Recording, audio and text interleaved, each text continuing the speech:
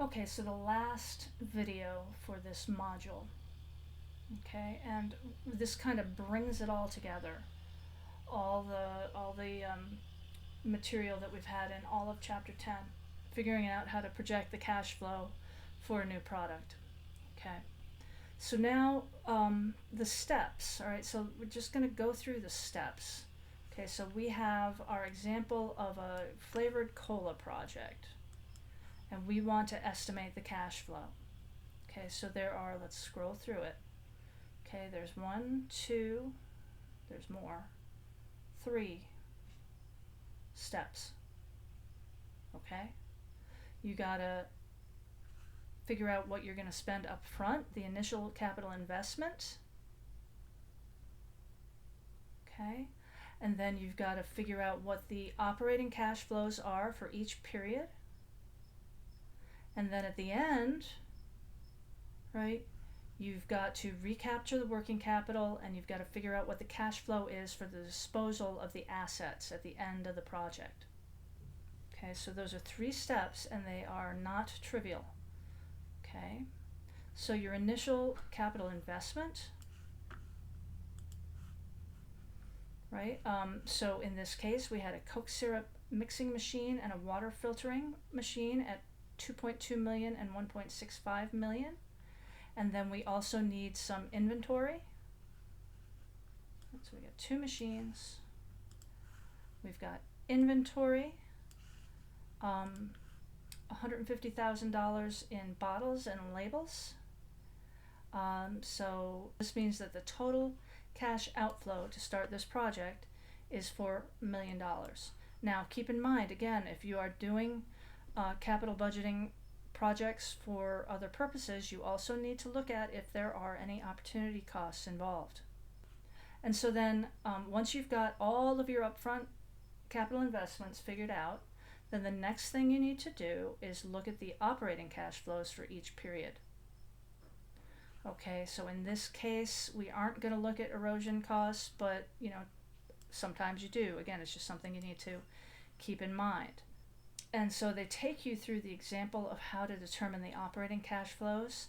I'm not going to walk this through here in this explanatory video because we do have an example in our practice problems that shows you how to calculate operating cash flows.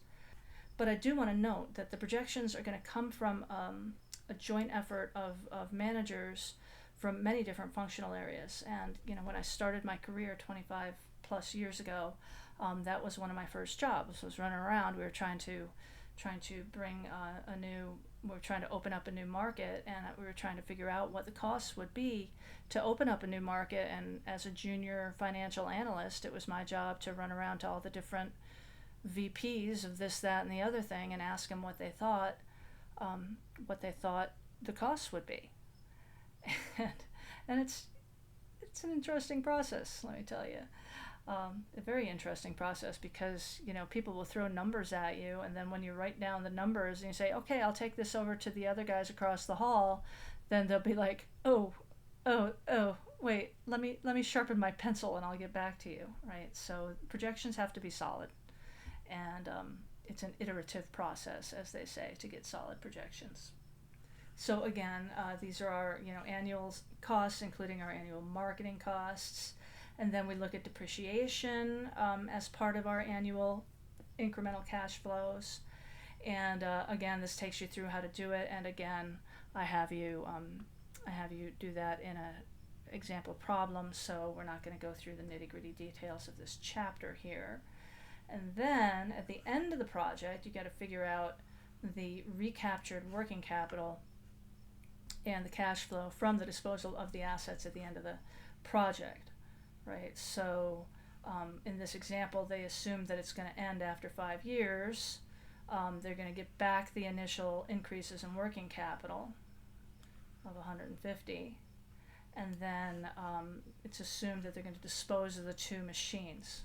Okay, so there's some detail about how to determine the cash flow from disposal of the assets. Again, there are those tax issues involved. And then what you do, once you get all your numbers, right, getting the numbers, in case you haven't figured it out, getting the numbers is the hard part. putting them into Excel and pushing a button that says NPV is easy. It's getting the numbers that's the hard part. And getting the numbers involves attention to detail. It involves political skills and extracting numbers out of people. It involves an analytic thought process where if somebody gives you a number, you kind of have to think, does that actually make sense? Right? And so, calculating net present value, calculating IRR, that's something that Excel does for you. Thinking about cash flows and the financial aspects of capital investments is where the real skill comes in, and it's something where there's a role for people throughout their career. Like I said, my first job out of business school involved running around getting cash estimates and then eventually plugging them into financial models. And eventually I developed a real expertise in using the process of developing a financial model to facilitate conversations. And then that really became my calling card, my real career through many different aspects of what I did for a living. So this kind of stuff I just love it. I love it. And if we had more time, I would do more of this with you. But this is what we have in this class for this topic, and I will leave you to your homework.